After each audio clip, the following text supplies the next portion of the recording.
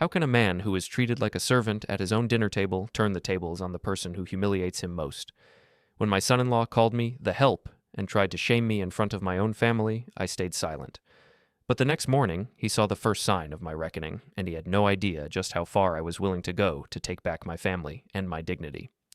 The crystal wine glasses caught the overhead light as I set them carefully around our mahogany dining table, each one positioned exactly 2 inches from the edge, a habit from my engineering days that Linda always teased me about. At 62, Gregory Travis still believed in precision, even if my own family had stopped appreciating it. "Dad, you don't have to do all that," Holly called from the kitchen, her voice carrying that familiar strain I'd been hearing more often lately. My daughter's nursing scrubs were wrinkled from a 12-hour shift, but she still insisted on cooking Sunday dinner for all of us. "It's no trouble, sweetheart," I replied, adjusting the silverware with the same methodical care I'd once used to design bridge foundations.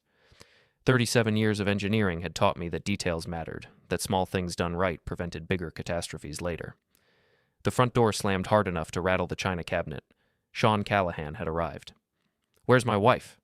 His voice boomed through the house with that particular edge that meant he'd already been drinking.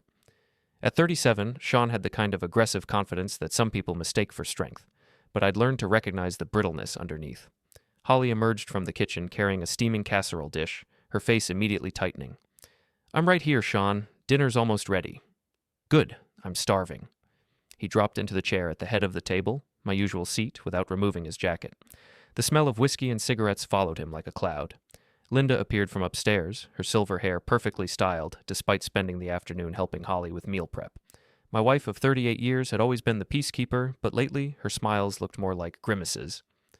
"Sean, how was your day?" Linda asked, settling into her chair with practiced diplomacy. "Day?" Sean laughed, but there was no humor in it. "Every day's the same when you're surrounded by incompetence. Speaking of which," he snapped his fingers at me. "Greg, a drink, now." I paused in the middle of unfolding my napkin. "I think we should eat first." "I didn't ask what you think." Sean's eyes were glassy, his jaw set in that stubborn line I'd come to dread. "I asked for a drink. You know where it is." Holly shot me a pleading look across the table. "Keep the peace," her expression said. "Don't make this worse." I stood slowly, my knees protesting after a day spent organizing the basement workshop. The whiskey sat in the living room bar cart, a wedding gift Linda and I had received decades ago, back when alcohol in our house meant champagne on anniversaries and wine with special dinners. The bottle was already half empty, though I'd bought it just 3 days ago. I returned with the whiskey and a tumbler, pouring 2 fingers as Sean watched with the lazy attention of a cat watching a mouse. "More," he said. I added another finger. "More." "Sean, maybe we should—" Holly started. "Did I ask you?" Sean's voice cut through her words like a blade. "I'm talking to the help here." The help. That's what he'd started calling me 6 months ago, always with that same mocking smile. I set the bottle down and returned to my seat, my hands steady despite the tremor of rage building in my chest. Dinner dragged on in tense silence, broken only by Sean's increasingly loud remarks about everything from the food— "Too much salt, Holly. Your dad must have cooked it," to the news murmuring on the kitchen television. "Politicians are all clueless. I could run this country half asleep better than they do fully focused." 20 minutes in, his glass was empty again. "Greg." He didn't look up from his plate. "More whiskey." "I think you've had enough for now," I said quietly. The fork stopped halfway to his mouth. Sean's head turned toward me with deliberate slowness, his eyes narrowing. "Excuse me?" "We're having dinner. Maybe after nothing." Sean pushed back from the table, his chair scraping against the hardwood floor Linda and I had refinished together 15 years ago. "You live in my house, eat my food, and you think you can tell me what to do?" "Sean, please," Holly whispered. "Your house?" The words came out before I could stop them. "This is my house. Linda and I bought it in 1987. Sean's laugh was like breaking glass. "Your house? Who pays the mortgage, old man? Who keeps the lights on? You're retired, remember? Living off scraps and handouts." Heat flooded my face. It was true that Sean and Holly had taken over the mortgage payments when he still had his job at the construction company. It was true that my pension and Linda's didn't cover what they used to. But this was still our home, the place where we'd raised Holly, where we'd planned to grow old together. I said, "Get me whiskey." Sean's voice dropped to a dangerous whisper. "Servants must obey." The dining room fell silent except for the tick of the grandfather clock in the hallway. Linda's knuckles were white where she gripped her napkin. Holly stared at her plate like she could disappear into it. I stood up. Sean smiled, leaning back in his chair with the satisfied expression of a man who just won a contest. That's better. Maybe you're finally learning your... No. The word hung in the air like smoke. Sean's smile faltered. I said no. I remained standing, my napkin folded neatly beside my plate. I'm not your servant. This is my home, and you'll show respect at my table. For a moment, Sean looked genuinely stunned. Then his expression hardened, and he sprang to his feet with the sudden force of a summer storm. Your table? He grabbed the edge of the mahogany surface with both hands. Your table? The flip happened so fast I barely had time to step back. Plates, glasses, silverware, and food went flying in a cascade of destruction. Linda's good china, the set her mother had given us, shattered against the wall. Gravy splattered across the family photos hanging nearby. The casserole dish Holly had spent hours preparing exploded into ceramic shards and scattered vegetables. Sean stood in the wreckage, breathing hard, his fists clenched. Then he started laughing, a wild, unhinged sound that made my skin crawl. Servants must obey, he said again, his voice carrying a note of hysteria. Maybe now you'll remember your place, old man. Holly sat frozen, tears streaming down her face. Linda had pressed herself back against her chair, one hand over her mouth. The grandfather clock kept ticking, marking seconds in a room that felt like a war zone. I looked at the destruction. 36 years of marriage reduced to broken glass and scattered food. I looked at my daughter's tears, my wife's fear, my son-in-law's triumphant sneer. And I said nothing. Sean straightened his jacket and walked toward the living room, stepping over the mess like it was beneath his notice. Clean this up, he called over his shoulder. And next time, remember who's in charge. The television clicked on. A football game. Volume turned up loud enough to rattle the windows. I knelt down and began picking up pieces of broken china, my movements slow and methodical. Linda joined me wordlessly, her hands shaking as she gathered scattered silverware. Holly sat at the table for another minute, then slid to the floor beside us, sobbing quietly as she collected fragments of the casserole dish. I'm sorry, she whispered. Dad, I'm so sorry. It's not your fault, sweetheart. But as I carried the first load of debris to the kitchen trash, I caught my reflection in the window above the sink. The man looking back at me had the same gray hair, the same lined face, the same steady brown eyes. But something had changed in those eyes. Something had shifted, like tectonic plates moving deep underground before an earthquake. I walked past the living room on my way back to the dining room. Sean was sprawled across the couch, remote in one hand, a whiskey bottle in the other. He'd retrieved it himself during our cleanup. He didn't look up, but I saw him smirk. Useless, old man, he muttered, just loud enough for me to hear. Should have put you in a home years ago. I continued to the dining room and kept cleaning, my face calm, my movements steady. But as I knelt to pick up the last pieces of Linda's mother's china, I found myself thinking about the locked filing cabinet in my basement workshop, about the folders inside, organized with the same precision I'd once used to design structures that could withstand any storm. Some foundations, I'd learned in my engineering career, could bear tremendous weight for years before showing the first crack. But once that crack appeared, the collapse could be swift and total. I carried the final load of trash to the kitchen, my hands steady despite everything. Tomorrow, I decided I would start building something new, something Sean Callahan wouldn't see coming until it was far too late. The morning sun filtered through the kitchen window as I sat at the breakfast table, nursing my second cup of coffee and watching the steam rise from the mug Linda had given me for Father's Day 15 years ago. World's Greatest Dad, in faded blue letters. The irony wasn't lost on me. If I was such a great dad, how had I let things get this bad? Sean's snores echoed from upstairs, a rumbling sound that seemed to shake the house's very bones. It was past 10 o'clock, but he'd sleep until noon as usual, then wake up demanding breakfast and complaining about his hangover. Linda sat across from me, her fingers wrapped around her own coffee mug, staring out at the garden we'd planted together 20 years ago. The roses needed pruning, but Sean had forbidden me from doing yard work anymore. Said it made the neighborhood look bad to have an old cripple stumbling around outside. Do you remember when he first came around? Linda asked quietly, her voice barely above a whisper. I did remember. God help me, I remembered everything. It was 3 years ago, a warm September evening. Holly had been working at Memorial Hospital for 2 years, finally finding her footing as a registered nurse after struggling through school and a string of aimless jobs. She'd seemed so happy, so confident in her scrubs and comfortable shoes, talking about her patients and her colleagues with genuine enthusiasm. Then she brought Sean home for dinner. He'd been charming that first night, devastatingly so, tall and broad-shouldered, with an easy smile and the kind of confidence that filled a room. He worked construction, he said, specializing in commercial buildings.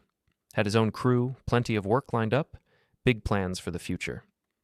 "Mr. Travis," he'd said, shaking my hand with a firm grip and steady eye contact.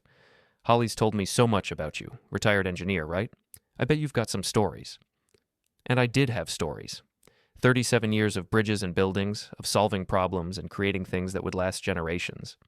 Sean had listened with apparent fascination, asking intelligent questions about load-bearing calculations and foundation work.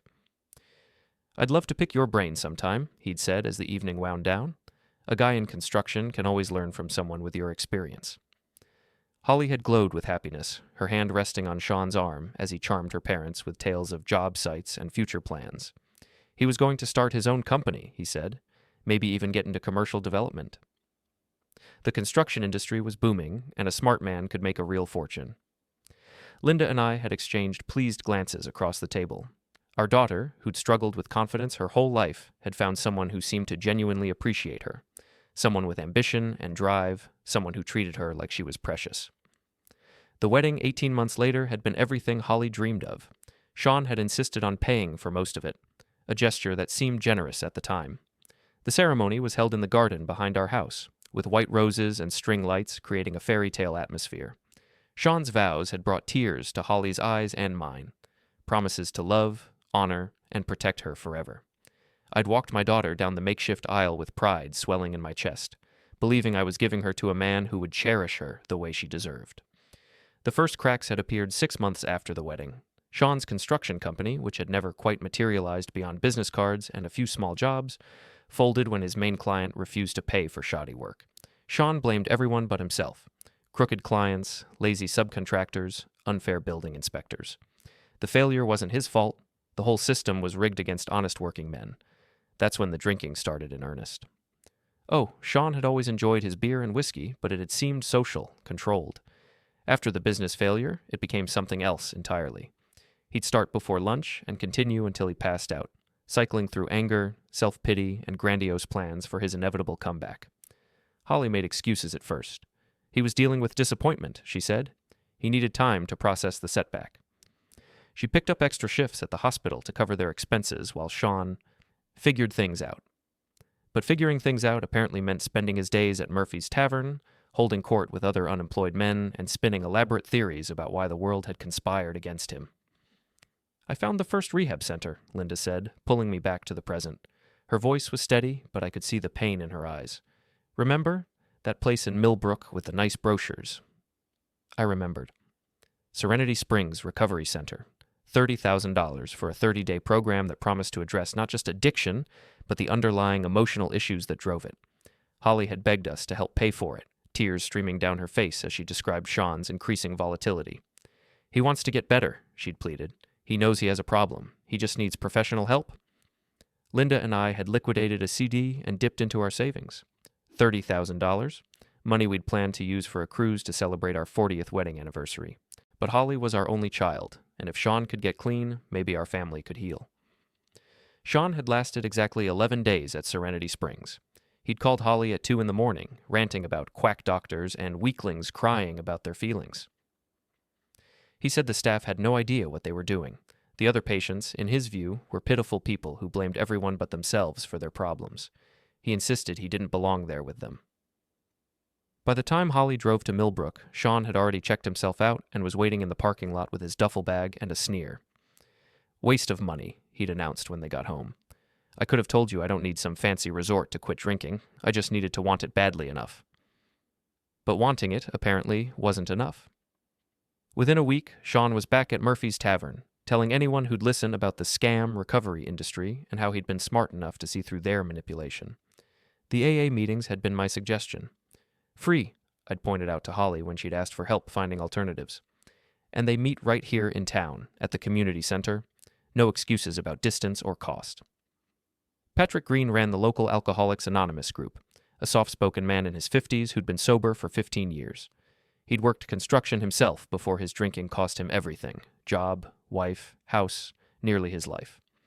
Now he helped other men find their way back from the same precipice. Sean had agreed to attend, though not without conditions. Holly had to drive him to and from meetings. I wasn't allowed to ask questions about what happened there. And everyone had to acknowledge that he was doing this voluntarily, as a favor to his wife, not because he actually needed it. For 3 months, it seemed to work. Sean attended twice weekly meetings and came home talking about the program and working the steps. He cut back on his drinking, not stopping entirely, but limiting himself to beer instead of hard liquor, and only after 5 o'clock. Holly had been so hopeful during those months. She'd started talking about the future again, about maybe buying a house of their own, about children. Sean had even helped me fix a leaky faucet in the kitchen, working alongside me with something approaching his old charm. I should have known it wouldn't last. The backslide started gradually. Sean began skipping meetings, claiming he'd learned everything he needed to know. The beer limit crept earlier in the day. The whiskey reappeared. When Holly confronted him about missing meetings, Sean exploded. "Those people are pathetic," he'd shouted, loud enough for the neighbors to hear. "Sitting around in a circle talking about their problems like children. I'm not like them. I don't need group therapy rituals to manage my habits." "But Patrick said," Holly had started. "Patrick's the same, a burned-out mess who thinks he's an expert just because he's been clean for a few years. I've got news for you, Holly. I'm stronger than those people. I don't need their weakness." That was when Sean's contempt for me truly solidified. In his warped logic, I was the one forcing him toward meetings filled with people he despised. I was the one questioning his strength, his ability to manage his own issues. Every suggestion I made, every attempt to help became proof, at least in his mind, that I didn't believe in him. "Your father thinks I'm weak," he'd tell Holly after our increasingly tense family dinners. "He looks at me like I'm some kind of charity case. Maybe he should worry about his own problems instead of mine." And what were my problems, according to Sean? I was old, useless, living off my daughter's charity. I moved too slowly, talked too much about the past, took up space that could be better used by people with actual futures. The contempt had grown gradually, like a cancer. First, it was just dismissive comments about my old-fashioned ideas. Then jokes about my age, my retirement, my irrelevance in the modern world. Finally, it became open hostility, treating me like hired help in my own home, demanding service with the casual cruelty of someone who'd forgotten I was human. Holly tried to defend me at first, but Sean had ways of making her pay for that loyalty. He'd give her the silent treatment for days, or disappear to Murphy's Tavern and not come home until dawn, leaving her to worry and wonder if this was the night he'd wrap his truck around a tree. Gradually, my daughter learned to stay quiet when her husband humiliated her father. It was easier than dealing with the consequences of speaking up. Linda reached across the table and touched my hand, pulling me back to the present moment. Her fingers were warm, familiar, still wearing the simple gold band I'd placed there 38 years ago. "We enabled this," she said quietly. "We paid for the rehab, we made excuses, we let him move into our house and take over our lives. We thought we were helping Holly, but we just made it easier for him to avoid consequences."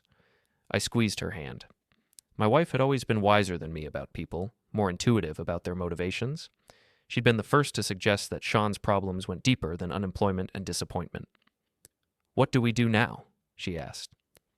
Before I could answer, we heard the bathroom door slam upstairs, followed by a crash and a string of profanity that would have made a sailor blush. Sean was awake. I smiled, just slightly, just enough for Linda to notice. She raised an eyebrow, recognizing the expression from 40 years of marriage. "Gregory Travis," she said, using my full name the way she had when she caught me planning surprise parties or elaborate practical jokes. "What did you do?" The profanity upstairs got louder, more creative. Sean's voice echoed through the house as he shouted for Holly, who was already at work pulling a double shift at the hospital.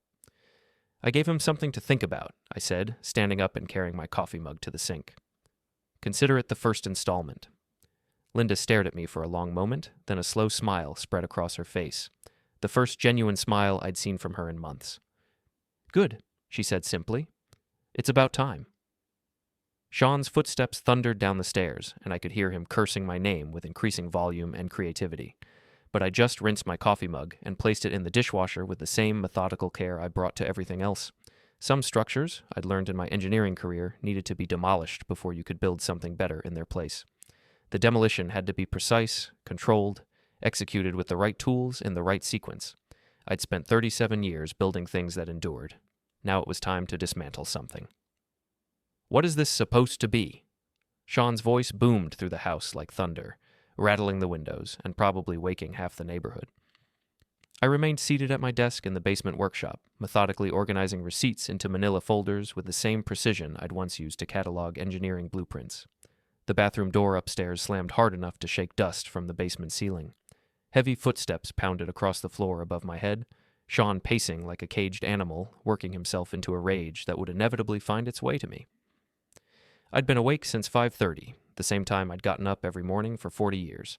Old habits linger, and retirement hadn't changed my internal clock. While Sean slept off his latest bender, I'd carefully arranged my little surprise in the master bathroom's clawfoot tub, the same tub Linda and I had installed ourselves 23 years ago. 47 empty bottles, to be exact. Every whiskey, vodka, and beer bottle Sean had hidden around the house over the past 6 months, thinking he was clever.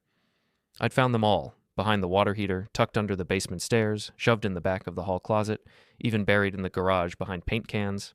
Each bottle represented a lie he'd told Holly about cutting back on his drinking. Each one was evidence of the contempt he showed for our family, our home, our intelligence. "Greg!" The bellow echoed through the house with enough force to rattle my teeth.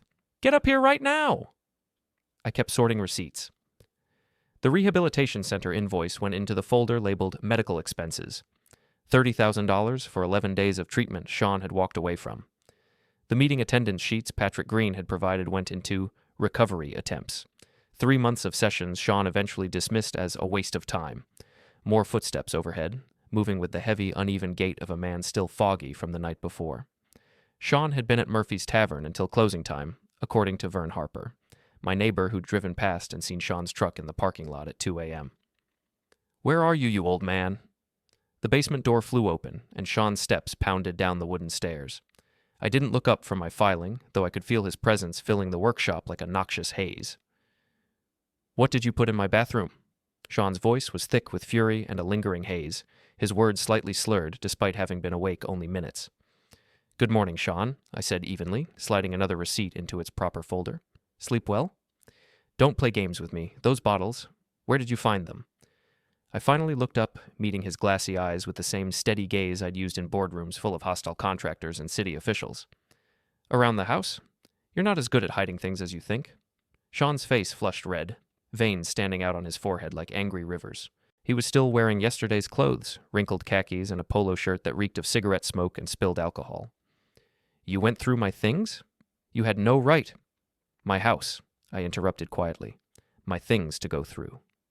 For a moment, Sean looked genuinely shocked. In the 18 months since moving in with us, he'd grown accustomed to treating me like a servant, expecting submission and apology whenever he raised his voice. The calm defiance in my tone seemed to catch him off guard. Then his face darkened further, and he took a step closer to my desk. "Your house?" "We've been through this, Greg. Holly and I pay the bills now. You're just the caretaker." "Is that what you tell yourself?" I turned back to my filing, dismissing him with the same casual indifference he'd shown me for months. "Whatever helps you sleep at night.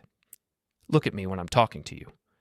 Sean's hand came down hard on my desk, sending several of the papers I'd been organizing sliding out of place.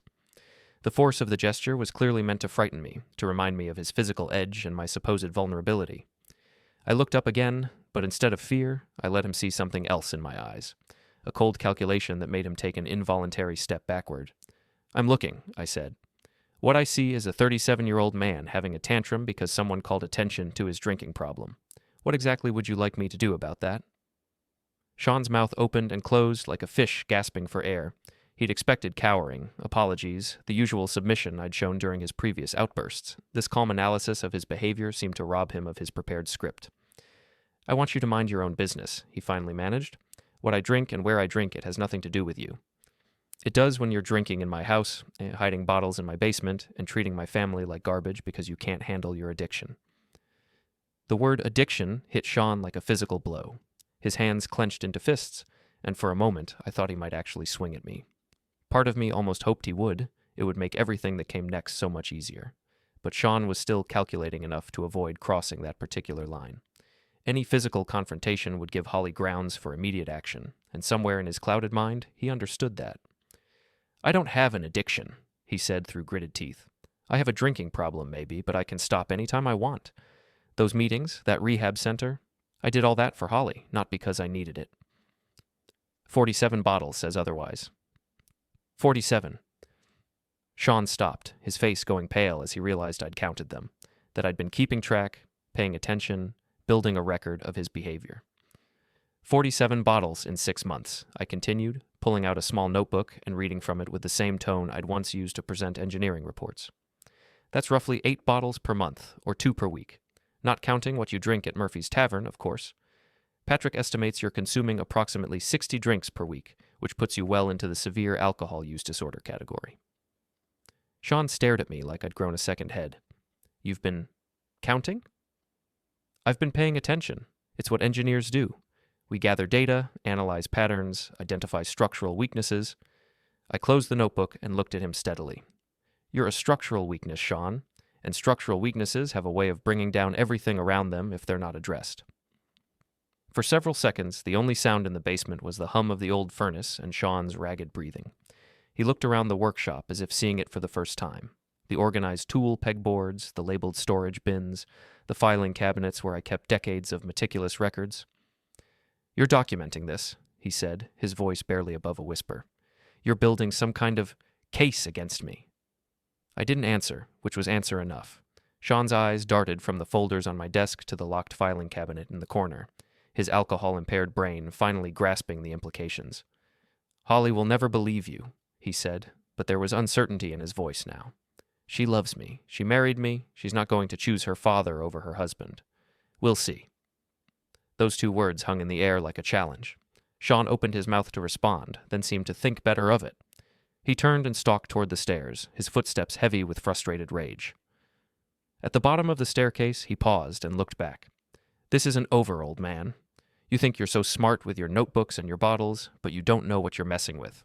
Holly needs me. This family needs me. Without me, you'd lose this house. And then where would you be? I guess we'll find out, I said, returning to my filing. Sean stood there for another moment, clearly expecting some kind of reaction. Fear, anger, pleading. When none came, he cursed under his breath and stomped up the stairs, slamming the basement door behind him. I waited until I heard the front door crash shut and Sean's truck roar to life in the driveway. Only then did I allow myself a small smile as I pulled out my cell phone and scrolled to a contact I'd added just yesterday. Patrick Green, AA coordinator. Patrick answered on the second ring. Greg, everything okay? I'm ready for the next step, I said quietly. Can you meet me this afternoon and bring those attendance records we discussed? Of course. The community center at 2? Perfect. And Patrick, bring everything you have. It's time to stop enabling this situation. After hanging up, I turned to the locked filing cabinet in the corner of the workshop. Inside were folders I'd been building for months, not just Sean's drinking records, but financial documents, medical reports, photographs, even audio recordings from his more explosive outbursts. 37 years of engineering had taught me that successful demolition required careful planning, precise timing, and the right tools for the job. You couldn't just swing a wrecking ball and hope for the best. That led to chaos, collateral damage, and structures that refused to fall. No, proper demolition was an art form.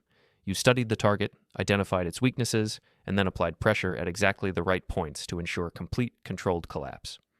I pulled out a fresh folder and labeled it Phase 2 in my careful engineer's handwriting. Sean thought he'd won something upstairs, thought he'd intimidated me into backing down. He had no idea that his tantrum had just provided me with exactly the ammunition I needed for what came next. The phone rang, Holly calling from the hospital, probably having heard from Sean about the morning's confrontation. I let it go to voicemail. There would be time to talk to my daughter later, when I had everything properly organized and ready to present. For now, I had work to do. And after 4 decades of building things that lasted, I was discovering that I had quite a talent for taking them apart. The law office of Catherine Brennan sat in a converted Victorian house on Elm Street, its burgundy shutters and brass nameplate projecting the kind of quiet competence I'd always respected. At 62, I'd never needed a divorce attorney before, but Holly had, and Catherine had, guided my daughter through the preliminary steps with the thoroughness of a skilled engineer. Mr. Travis, Catherine said, rising from behind her mahogany desk as I entered her office. She was a woman in her 50s with silver-streaked hair and the kind of steady gaze that suggested she'd seen every variation of human behavior and wasn't easily shocked. Holly said you wanted to discuss some additional documentation. I settled into the leather chair across from her desk, placing a thick manila envelope on the polished surface between us. I've been gathering evidence of Sean's behavior patterns. I thought it might be useful for Holly's case. Catherine opened the envelope and began examining its contents with the careful attention of someone accustomed to building legal arguments from fragments of evidence. Inside were photographs, receipts, printed emails, handwritten logs, and a small digital recorder. "This is quite comprehensive," she said after several minutes of review. "Walk me through what I'm looking at." I pulled out my notebook, the same one I'd been using to document Sean's drinking patterns, and began presenting the information with the same methodical approach I'd once used for engineering reports. "Financial records first," I said, pointing to a stack of receipts and bank statements. "Sean and Holly took over the mortgage payments 18 months ago, but the payments have been irregular. 3 times in the past 6 months, Linda and I have had to cover the shortfall to prevent foreclosure proceedings." Catherine made notes on her legal pad. "Do you have documentation of those payments?" "Bank transfers, canceled checks, and emails from the mortgage company acknowledging receipt." I slid the relevant papers across the desk. "Holly doesn't know about the most recent payment. Sean told her the mortgage was current." "Lying about finances to a spouse," Catherine murmured, adding it to her notes. "What else?" "Employment history." I produced another folder. "Sean hasn't held steady employment in 14 months. He's applied for jobs, but his attendance at interviews has been sporadic, and he's been terminated from 3 temporary positions for showing up intoxicated." I handed her a letter from Consolidated Construction, Sean's most recent employer, documenting his termination for repeated violations of workplace safety protocols while under the influence of alcohol. Catherine's eyebrows rose slightly. "He was drinking on construction sites?" "According to his former supervisor, yes. That's grounds for immediate termination in any construction company, given the liability issues." I flipped to another page in my notebook. "I spoke with Tom Morrison, the site foreman. He's willing to provide a sworn statement if necessary." For the next hour, I walked Catherine through the evidence I'd been carefully gathering. Sean's abandoned rehabilitation program, his dismissal of support meetings as a waste of time, his pattern of hiding bottles around the house, and his increasingly hostile behavior toward family members.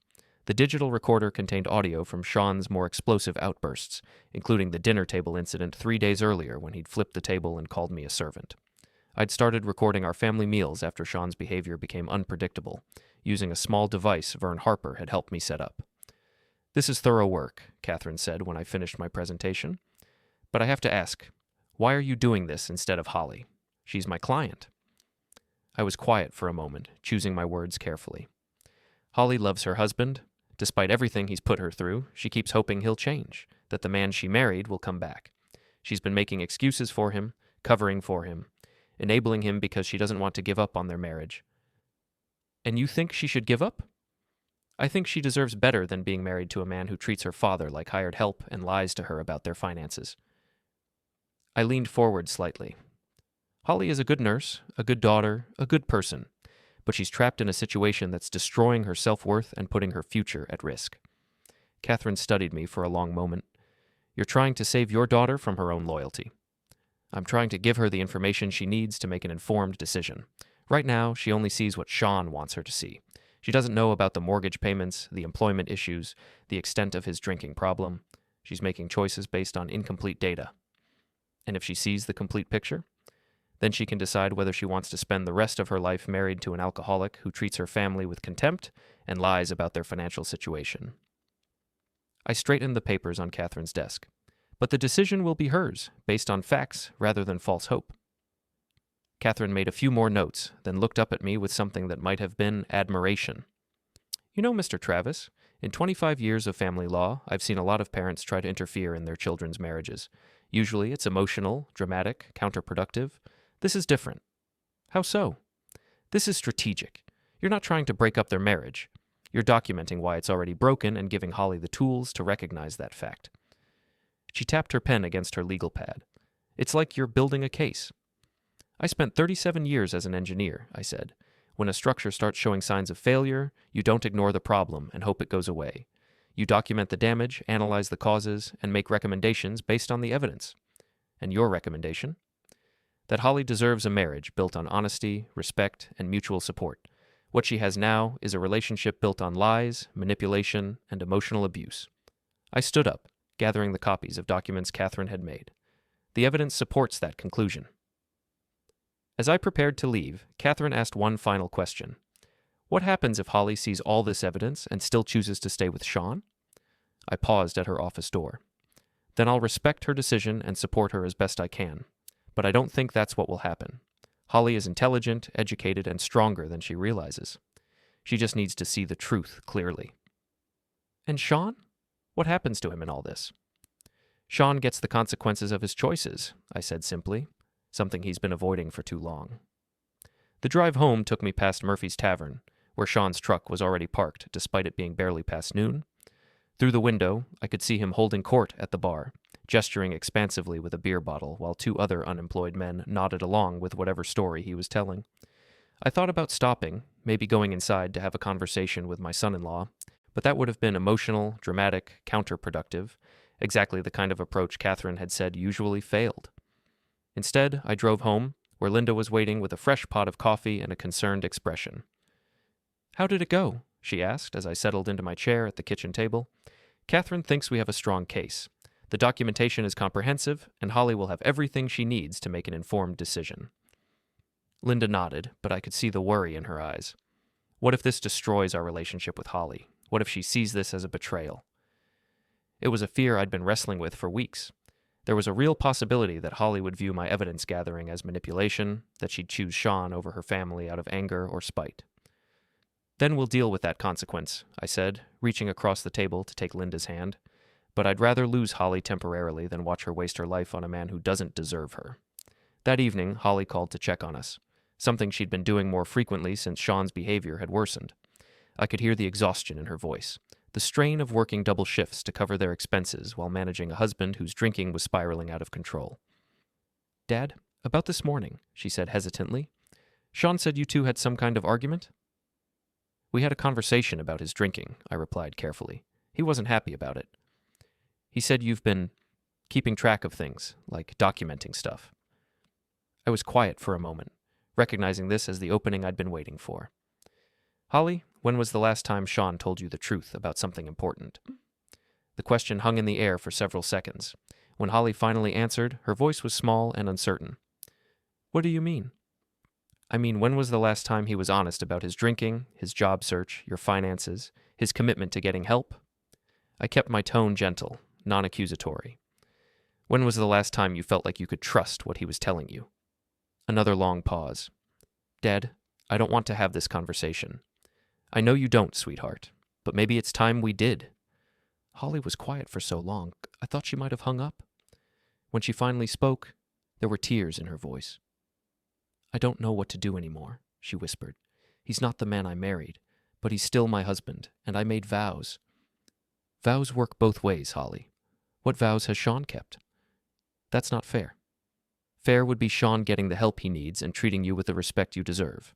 Fair would be him contributing to your household instead of draining it.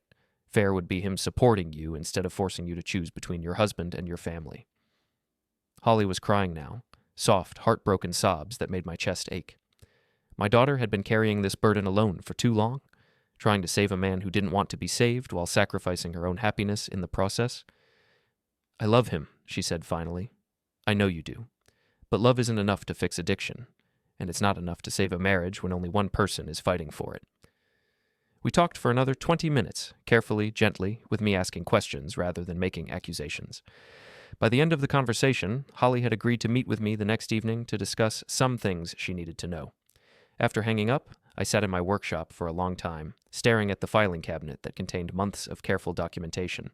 Tomorrow, I would show my daughter the evidence of her husband's deception and give her the tools she needed to make an informed decision about her future. It would either be the beginning of Holly's liberation or the end of my relationship with my only child. But after watching Sean's contempt and cruelty for 18 months, after seeing the light fade from my daughter's eyes as she made excuse after excuse for a man who didn't deserve her loyalty, I knew I had no choice.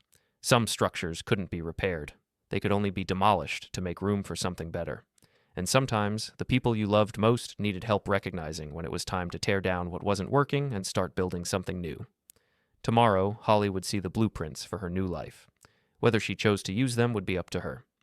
The kitchen smelled like Linda's homemade apple pie, the same recipe she'd been perfecting for 38 years of marriage. It was Holly's favorite, a small comfort I'd suggested Linda prepare for what promised to be a difficult conversation.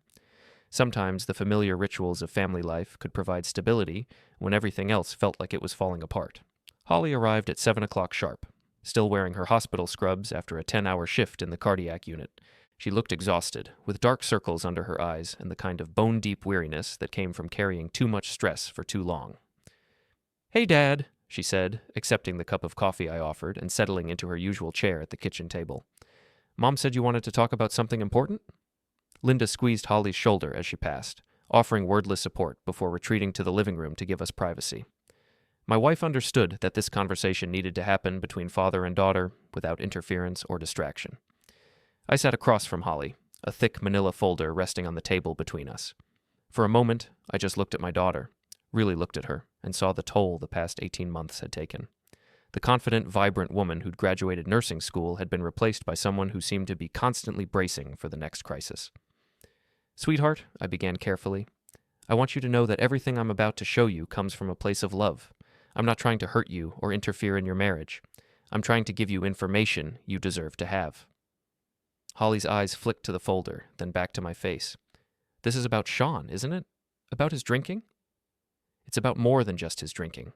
It's about honesty, respect, and the foundation of your marriage." I opened the folder and pulled out the first document, a bank statement showing the mortgage payments Linda and I had covered. "When was the last time Sean told you the truth about your finances?" Holly stared at the bank statement for a long moment, her face growing pale. "He said the mortgage was current. He said we were caught up on all the bills. You've been behind on mortgage payments 3 times in the past 6 months. Linda and I covered the shortfall each time to prevent foreclosure proceedings. I showed her the canceled checks, the bank transfers, the correspondence with the mortgage company." "Sean never told you about any of this?" "No." Holly's voice was barely above a whisper. "He handles all the bills. He said it was easier that way since I work such long hours." I pulled out the next set of documents: employment records, termination letters, correspondence with potential employers. Sean hasn't held steady employment in 14 months. He was fired from his last 3 jobs for showing up intoxicated, including a construction site where he posed a safety risk to other workers. Holly's hands shook as she examined the termination letter from Consolidated Construction. "He told me they laid him off because the project was canceled. He said it wasn't his fault." Tom Morrison, the site foreman, documented multiple incidents of Sean reporting to work under the influence. In construction, that's grounds for immediate termination and potential criminal charges. I kept my voice gentle but factual. "Sean wasn't laid off, Holly. He was fired for being drunk on the job." For the next hour, I walked Holly through the evidence I'd been carefully collecting. The rehabilitation center records showing Sean had walked away after 11 days, despite the $30,000 cost. The meeting attendance sheets documenting his inconsistent participation and eventual dismissal of the program as a waste of time. The photographs of empty bottles hidden throughout our house. The financial records revealing a pattern of deception about employment, expenses, and their overall financial situation. With each document, I watched my daughter's face change. Confusion gave way to recognition, then to anger, and finally to a kind of heartbroken understanding. The man she'd married, the man she'd been defending and making excuses for, had been systematically lying to her about every important aspect of their life together. "Why didn't you tell me about the mortgage payments?" Holly asked finally, her voice thick with tears. "Why did you let me think everything was okay?" "Because you weren't ready to hear it," I said honestly. "Every time Linda or I tried to raise concerns about Sean's behavior, you defended him, you made excuses, found explanations, asked us to be more patient and understanding. We were afraid that pushing too hard would drive you away." Holly wiped her eyes with the back of her hand, smearing mascara across her cheek. "I thought I was being a good wife. I thought I was supposed to support him through his problems." Supporting someone through problems is one thing. Enabling their self-destructive behavior while they lie to you about everything important is something else entirely. I reached across the table and took her hand. "You've been fighting to save your marriage, sweetheart, but you've been fighting alone." He says he loves me. I'm sure he does in his way, but love without honesty, respect, and mutual effort isn't enough to build a life on, and Sean hasn't been honest with you about anything that matters. Holly stared at the pile of documents spread across the kitchen table, evidence of 18 months of deception, manipulation, and broken promises. When she finally looked up, there was something different in her eyes. The desperate hope that had sustained her through Sean's worst behavior was gone, replaced by a clarity that was both painful and liberating. "What do I do now?" she asked. "That's your decision to make, but you don't have to make it alone, and you don't have to make it based on lies anymore." I pulled out one final document, Catherine Brennan's business card. Catherine is a good attorney. She's discreet, thorough, and she'll make sure your interests are protected. Holly took the card, turning it over in her hands like it was a foreign object. You think I should divorce him? I think you should do whatever gives you the best chance at happiness and security. But I also think you deserve a partner who tells you the truth, contributes to your household, treats your family with respect, and follows through on his promises to get help when he needs it. Sean could change, Holly said, but there was no conviction in her voice anymore. He could, I agreed. But change requires acknowledging there's a problem, taking responsibility for the consequences of his behavior, and following through on treatment even when it's difficult. Based on the evidence, do you think Sean is capable of that level of commitment? Holly was quiet for a long time, staring at the documents that laid bare the reality of her marriage. When she finally spoke, her voice was steady despite the tears streaming down her face. No, she said simply. I don't think he is. The next morning, Linda and I sat on the back patio, watching the sunrise paint the sky in shades of pink and gold. Holly had left around midnight, taking copies of all the documents and Catherine Brennan's business card. She'd hugged us both tightly before leaving, whispering, "Thank you," in a voice that sounded lighter than it had in months. Do you think she'll go through with it? Linda asked, sipping her coffee from the mug Holly had given her for Mother's Day 5 years ago. I think she's finally ready to stop fighting a battle she can't win, I replied. The rest is up to her. My phone buzzed with a text message from Holly. Meeting with Catherine at 2 p.m. today. Thank you for helping me see the truth. I love you, Dad. I showed the message to Linda, who smiled for the first time in weeks. Our daughter is stronger than we gave her credit for. She always was. She just needed to remember it. That afternoon, while Holly was meeting with Catherine Brennan to begin divorce proceedings, Sean was at Murphy's Tavern, unaware that his world was about to change dramatically. According to Vern Harper, who'd driven past around 3 o'clock, Sean was holding court at his usual spot at the bar, probably telling stories about his latest grievances and imagined victories. He had no idea that his wife was filing papers to dissolve their marriage, that his father-in-law had spent months building an airtight case documenting his deception and irresponsibility, or that his comfortable arrangement of living rent-free while contributing nothing was about to come to an abrupt end. The demolition I'd been planning was finally ready to begin.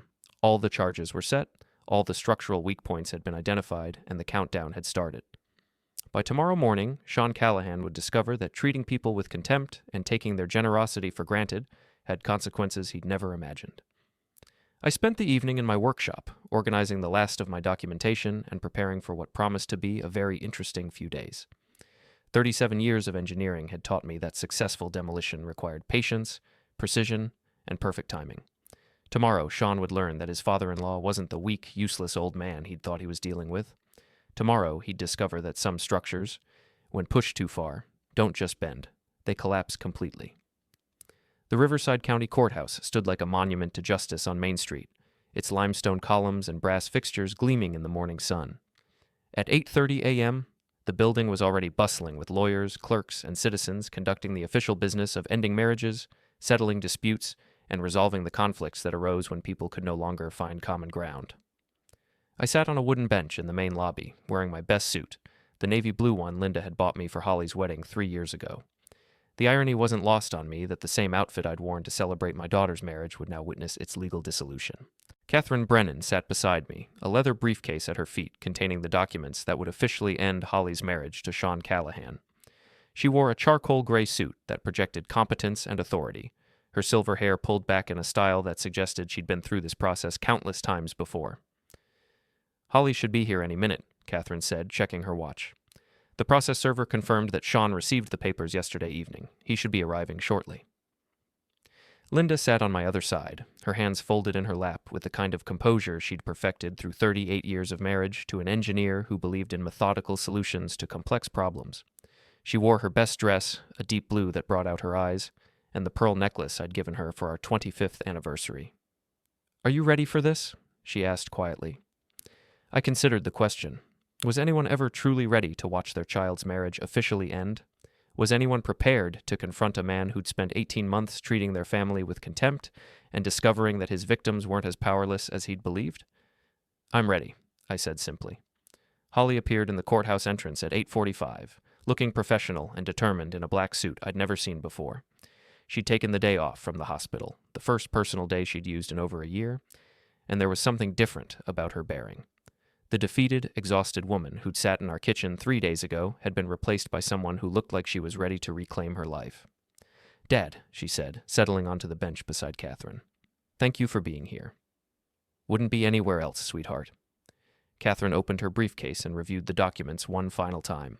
Divorce petition, property settlement agreement, restraining order, and order of removal from the marital residence. Everything is in order.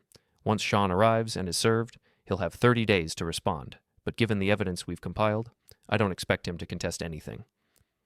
"What if he doesn't show up?" Holly asked. The process server confirmed delivery of the summons. If Sean fails to appear, we can proceed with default judgment. Catherine's tone was matter-of-fact, professional. "But based on your father's description of his personality, I suspect he'll want to have his say."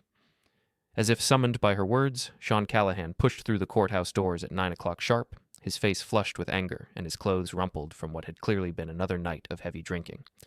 He looked around the lobby with the wild-eyed confusion of a man who'd received legal papers he didn't understand and had come looking for someone to blame. His gaze found our little group on the bench, and his expression shifted from confusion to rage. "Holly!" he bellowed, his voice echoing off the marble walls and drawing stares from other courthouse visitors. "What the hell is this about? Some process server showed up at Murphy's last night talking about divorce papers." Holly stood up slowly, her posture straight and her voice steady. "Hello, Sean. We need to talk." "Talk? Talk?" Sean's voice rose to a near shout, causing a security guard near the metal detectors to look in our direction with interest. "You want to talk about why you're trying to divorce me without even discussing it first?" "I tried to discuss your drinking, your lies about employment, your lies about our finances," Holly said calmly. "You told me I was being unsupportive and that I should mind my own business." Sean's eyes darted to me, then to Catherine, then back to Holly. "This is his doing, isn't it?" He pointed an accusatory finger at me. "Your father's been turning you against me. It's filling your head with lies and nonsense." "Actually," Catherine interjected, rising from the bench with the authority of someone accustomed to controlling hostile situations, "your father-in-law provided documentation. Would you like to review it?" She opened her briefcase and pulled out a thick binder, the same one I'd been building for months, now organized with professional tabs and legal annotations. Sean's employment termination letters, the rehabilitation center records, the mortgage payment documentation, the photographs of hidden bottles, even audio recordings of his more explosive outbursts. Sean's face went pale as Catherine flipped through the binder, displaying each piece of evidence with the methodical precision of a prosecutor presenting a case. "Employment termination for intoxication on the job site," Catherine read aloud. "Abandonment of rehabilitation treatment after 11 days. Failure to make mortgage payments covered by Mr. and Mrs. Travis on 3 separate occasions. Pattern of alcohol abuse documented over 18 months. "Those are private," Sean sputtered, but his voice had lost its earlier volume. "You had no right to document behavior that was affecting my family and threatening my daughter's financial security?" I stood up, meeting Sean's gaze with the same calm steadiness I'd maintained throughout 18 months of his abuse. "Everything in that binder is factual, Sean. Would you like to dispute any of it?" For a moment, Sean looked like he might actually try to argue with the evidence. Then his shoulders sagged as the reality of his situation began to sink in. He was standing in a courthouse lobby, surrounded by legal professionals and documented proof of his deception, facing the collapse of the comfortable arrangement that had allowed him to live rent-free while contributing nothing to his household. "Holly," he said, his voice taking on a pleading tone I'd never heard before. "Baby, we can work this out. I know I've made mistakes, but we're married. We made vows." "Vows you've broken repeatedly," Holly replied, her voice steady despite the tears in her eyes. "You lied to me about our finances, Sean. You lied about your employment, your drinking, your commitment to getting help. How am I supposed to trust anything you say now?" "I can change. I'll go back to AA, I'll get another job, "You had 18 months to change," I interrupted quietly. 18 months of second chances, professional help, family support, and financial assistance. What you did instead was treat my daughter like a bank account and my family like servants. Sean's face flushed red again, and for a moment I saw a flash of the old arrogance.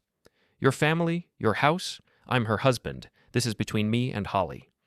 "Not anymore," Catherine said, pulling out an official document with the county seal. "Mrs. Callahan is filing for divorce on grounds of irreconcilable differences, with a restraining order preventing you from returning to the marital residence. You have 30 minutes to collect your personal belongings, under police supervision." Sean stared at the papers like they were written in a foreign language. "You're kicking me out? Where am I supposed to go?" That's not our concern, Holly said, her voice growing stronger with each word.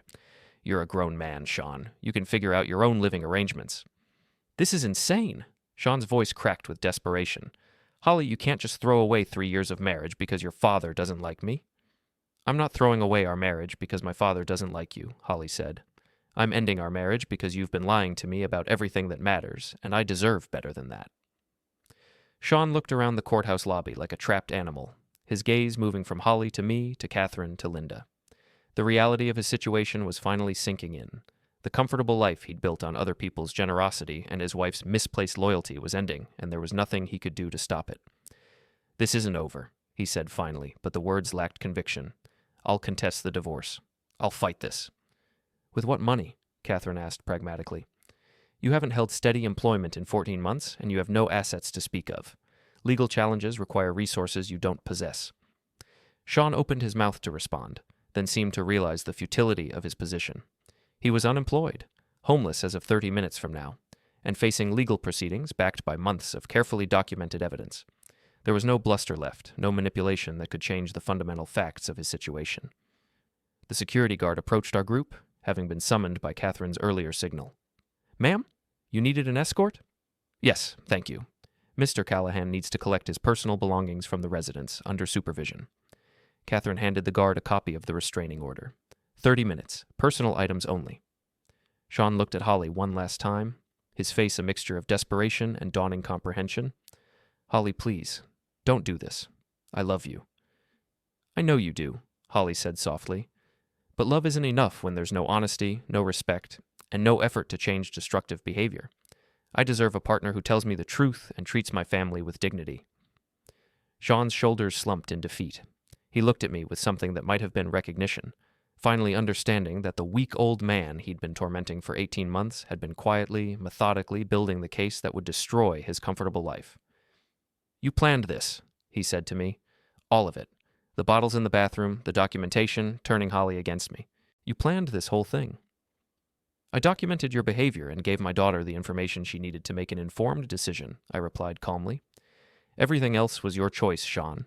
Every lie, every missed opportunity to get help, every moment of contempt you showed this family, those were your choices. The security guard touched Sean's elbow gently but firmly. Sir, we need to get moving if you want to collect your belongings. Sean allowed himself to be led toward the exit, but he stopped at the courthouse doors and looked back at our family group one final time. This isn't who you are, Holly, he called out, his voice echoing in the marble lobby. You're not the kind of person who gives up on people.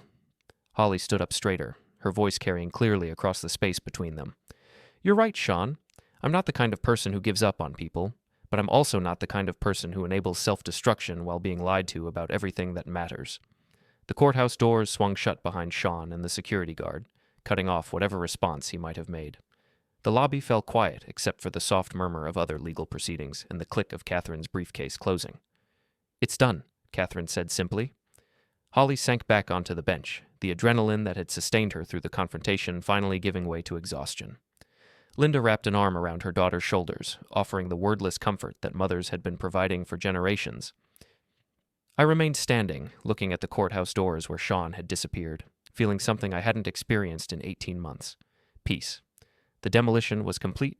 The structure that had been built on lies, manipulation, and contempt had finally collapsed under the weight of its own contradictions. And in its place, my daughter could begin building something better, something based on honesty, self-respect, and the support of people who truly cared about her welfare. Sean Callahan had spent 18 months treating my family like servants, believing we were too weak and too dependent on him to fight back. He'd been wrong about that. He'd been wrong about everything,